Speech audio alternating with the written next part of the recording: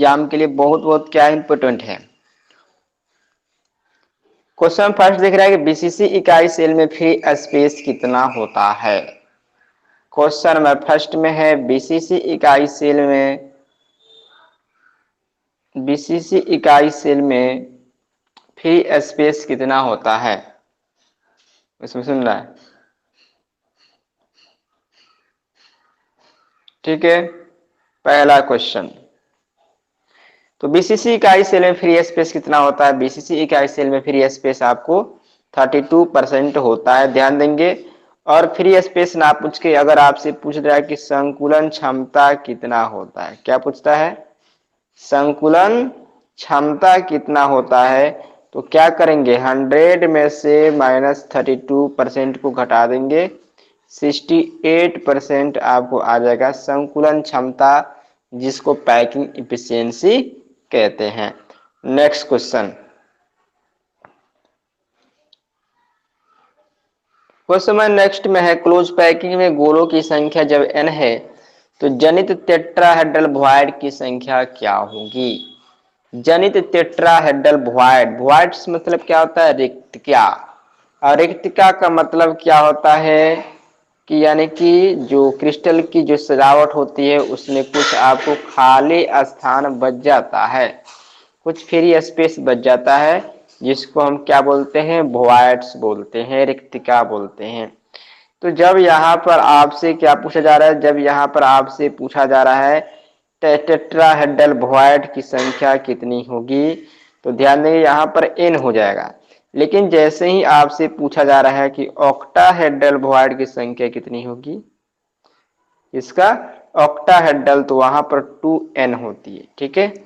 अगर गोले की संख्या n है तो टेट्राहेड्रल में वॉइड की संख्या n होती है और ऑक्टाहेड्रल वॉइड की संख्या में n होती है। स्क्रीन दिख रहा है, ठीक है।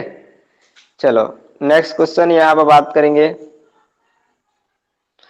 नेक्स्ट क्वेश्चन में है कि प्रति लीटर बिलियन में विलेय की मोलों की संख्या को क्या कहते हैं। ऑप्शन ए में है मोललता, बी में है मोलारता, सी में है मोलंस, डी में है समानता। तो प्रति लीटर बिलियन में विलेय की मोलों की संख्या को मोलारता कहते हैं। मोलारता को इंग्लिश में मोलारिटी कहते हैं। क्या कहते हैं, मोलारिटी कहते हैं, मोलारता, ठीक है। और ये भी ध्यान देना है कि मोलारता को, है ना, मोलारता की इकाई को ऐसे आप मोल पर लीटर में व्यक्त करते हैं। मोलारता की इकाई को मोल पर लीटर में व्यक्त करते हैं और मोल प्रति लीटर को मोलर कहा जाता है, ठीक है। मोल पर लीटर को मोलर कहा जाता है। तो इसका आंसर क्या जाएगा, बी हो जाएगा, मोलारता कहते हैं। क्वेश्चन नेक्स्ट है कि मोलारता की इकाई क्या है। अभी ये मैंने बताया कि मोलारता की इकाई क्या होती है, मोल पर लीटर होती है। मोल पर लीटर को मोलर भी बोलते हैं और मोलर को बड़ा लेटर m से डिनोट करते हैं। नेक्स्ट क्वेश्चन, नेक्स्ट क्वेश्चन में है कि किसी अपघट्य के 0.2 मोलर बिलियन का विशिष्ट प्रतिरोध 0.02 ओम सेमी है, तो इसका विशिष्ट चालकता क्या है। विशिष्ट प्रतिरोध दे दिया है, ठीक है। विशिष्ट प्रतिरोध मतलब क्या होता है, विशिष्ट प्रतिरोध मतलब रो होता है और रो को विशिष्ट प्रतिरोध कहते हैं। रो आपको दिया है 0.002, है ना, ओम सेमी दे दिया है। और आपसे पूछ रहा है विशिष्ट चालकता। विशिष्ट चालकता होता है कप्पा, और कप्पा बराबर होता है 1/रो। कप्पा बराबर क्या होता है, 1/रो। तो 1 बाई यहाँ पर 0.002, जब इसको डिवाइड करेंगे दशमलव का डिवाइड है तो 500 प्रति ओम प्रति सेमी आ जाएगा। तो इसका सही जवाब क्या हो जाएगा, सही जवाब हो जाएगा इसका ऑप्शन नंबर सी, 500 ओम प्रति semi. Next question, next question में दिया है कि सेल अभिक्रिया में अवकरण किस पर होता है, कैथोड पर, एनोड पर, दोनों पर, इनमें से कोई नहीं।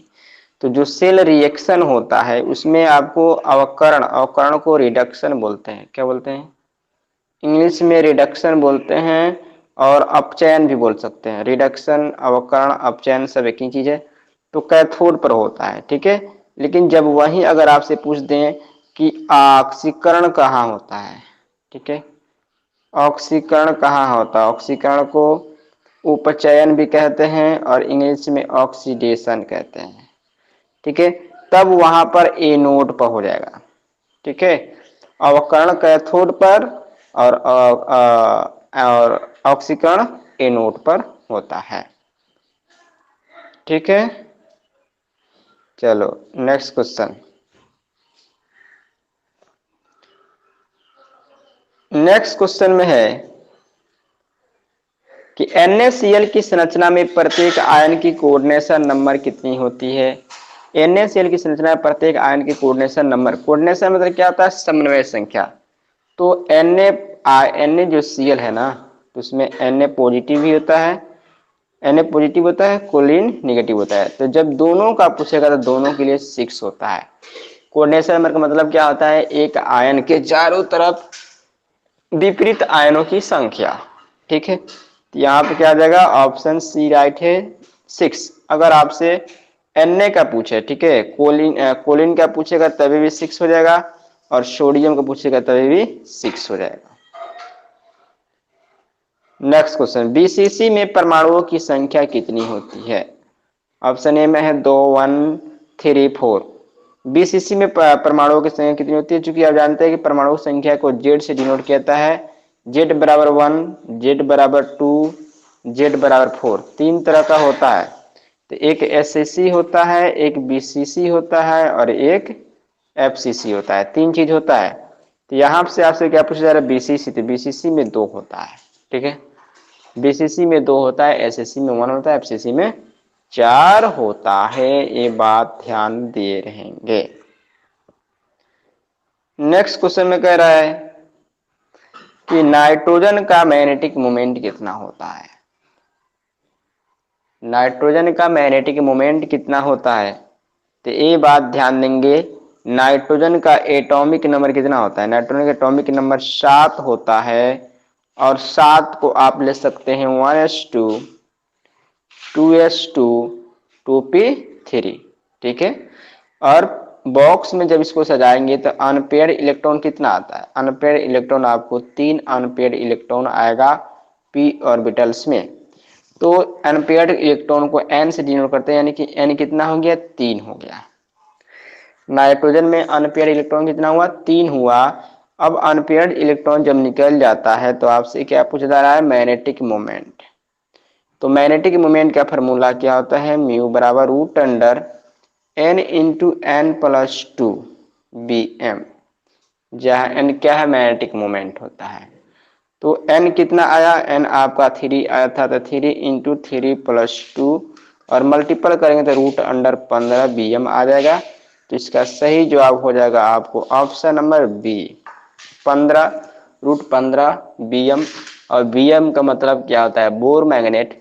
और बोर मैग्नेट का मतलब क्या होता है, ध्यान देंगे, बी एम। एक बी एम कितना होता है, बोर मैग्नेट 9.27 10 के power minus 24 ampere metre square होते हैं। इंपॉर्टेंट टॉपिक है, आपसे पूछा जा सकता है ऑब्जेक्टिव में कि एक बोर मैग्नेट कितना होता है, 9.27 10 के power minus 24 ampere metre square. Next question में है, नेक्स्ट क्वेश्चन में है कि किसी परमाणु ए की त्रिज्या 248 पीएम है, यह बीसीसी संरचना बनाती है, तो एकक कोष्ठिका की लंबाई क्या है। किसी परमाणु ए की त्रिज्या 248 पीएम है, यह बीसीसी संरचना बनाती है, तो कह रहा है कि एकक कोष्ठिका की लंबाई क्या होगी। ध्यान देंगे, यहाँ पर क्या दिया है, त्रिज्या दिया है। त्रिज्या का मतलब आर, और आर आपको दिया है 248 पीएम। और आपसे पूछा जा रहा है कोर की लंबाई। कोर की लंबाई क्या कहते हैं, ए बराबर वाट। अब चूंकि मैंने आपको पढ़ाया था तो बताया था कि बीसीसी में, है ना, बीसीसी में आर बराबर क्या होता है, रूट बट्टा 3/4 इंटू ए फार्मूला होता है।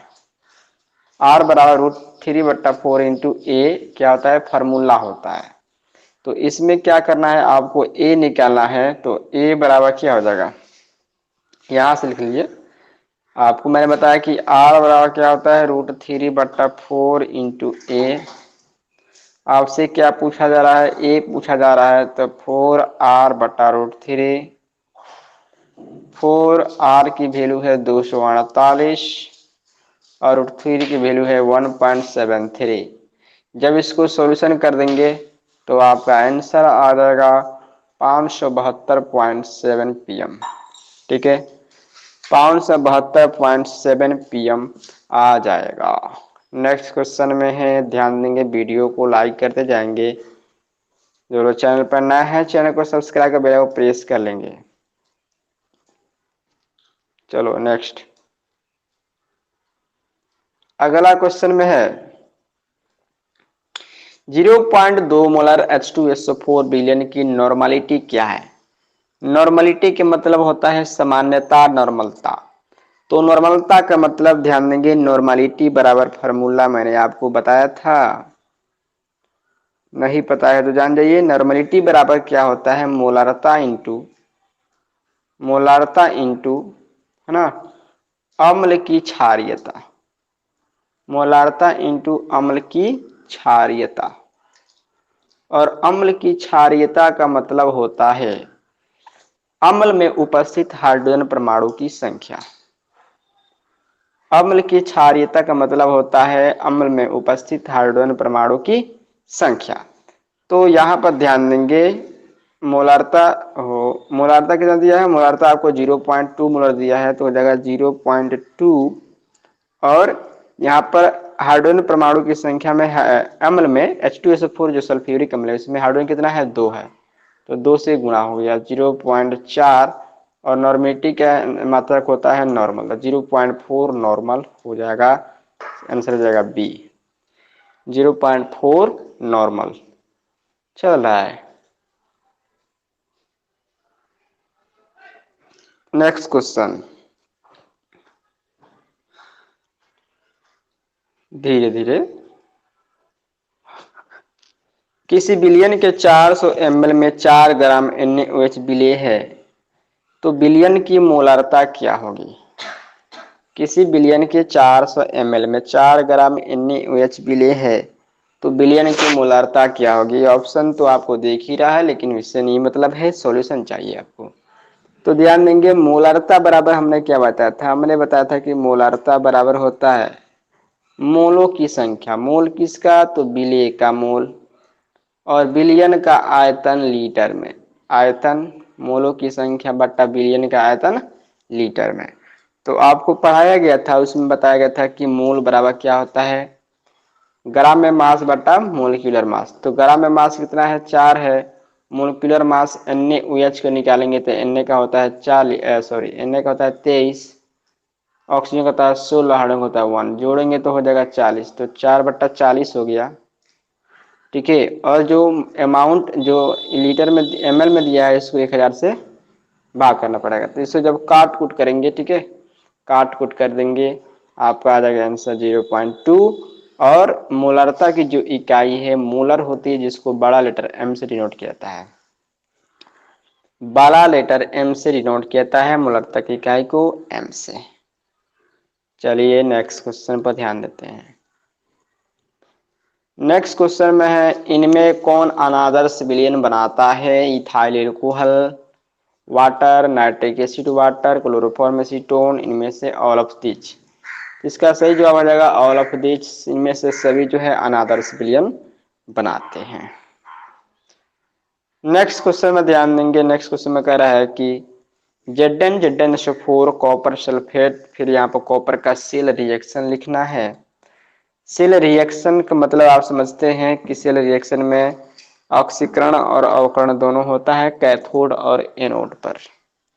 तो जब कैथोड और एनोड पर होता है तो यहाँ पर ध्यान देंगे, जैसे जिंक है तो जिंक का जो रिएक्शन है, जिंक 2 इलेक्ट्रॉन को लॉस करके Zn+2 बनाता है, और कॉपर 2 इलेक्ट्रॉन को ग्रहण करके कॉपर बनाता है। ठीक है, तो जब इन दोनों को ऐड करेंगे तो ये दोनों पोर्शन कट जाएगा, बच जाएगा सिर्फ आपको Zn+U+2, एरो है तो एरो लिख देंगे Zn+2 प्लस Cu। ठीक है, इसका सही जवाब हो जाएगा आपको ऑप्शन नंबर सी, राइट है। नेक्स्ट क्वेश्चन, नेक्स्ट क्वेश्चन में दिया है कि दिए गए सेल प्रतिक्रिया के लिए सेल दर्शाइए। तो सेल दर्शाने के लिए नियम क्या होता है कि जो धातु होता है उसी के साल्ट को पास में लिखा जाता है। ठीक है, जो धातु होता है उसी के साल्ट को पास में, तो जैसे जिंक का जिंक के साल्ट में, हार्डवेयर का हार्डवेयर के साथ में। ठीक है, तो इसका सही जवाब हो जाएगा आपको option number C, zinc Zn4 फिर डबल डबल वर्टिकल जो है उसको साल्ट ब्रिज पढ़ते हैं, फिर H2SO4 H2। और जब भी हाइड्रोजन रहेगा ना तो बगल में आपको Pt लिख देना है। जब भी हाइड्रोजन गैस रहेगा बगल में आपको Pt लिख देना है। नेक्स्ट क्वेश्चन, नेक्स्ट क्वेश्चन में ध्यान देंगे कि कॉपर धातु FCC जालक में रवाकृत होता है। इसके एकक कोष्टिका के किनारे की लंबाई 3 एंगस्ट्रम है। तो कॉपर आयन की त्रिज्या ज्ञात करें। एकक कोष्टिका के कोर की लंबाई मतलब ए दे दिया है, कोर की लंबाई ए, और ए आपको दे दिया है 3 एंगस्ट्रम। ठीक है, और क्या पूछा जा रहा है, त्रिज्या पूछा जा रहा है, आर बराबर वाट, आर बराबर वाट पूछा जा रहा है। तो आपको मैं बता दूं किस चीज में है, एफसीसी में है। क्या चीज में है, एफसीसी में है। तो एफसीसी में जब होता है तो फार्मूला क्या होता है, जब एफसीसी में होता है तो फार्मूला होता है आर बराबर ए बट्टा 2√2। एफसीसी के लिए फार्मूला है आर बराबर ए बट्टा 2√2। और आपसे वैल्यू क्या दिया है, ए की वैल्यू दे दिया है, तो ए की वैल्यू लिखेंगे 3 एंगस्ट्रम, यहाँ पे है 2√2, और 3 हो गया, यहाँ पर हो जाएगा 2 मल्टीपल √2 का वैल्यू 1.414 भर देंगे, और इसको सोल्यूशन कर देंगे तो आर का वैल्यू आ जाएगा 1.06 एंगस्ट्रम, 1.06 एंगस्ट्रम। नेक्स्ट क्वेश्चन पे चलते हैं, ध्यान देंगे।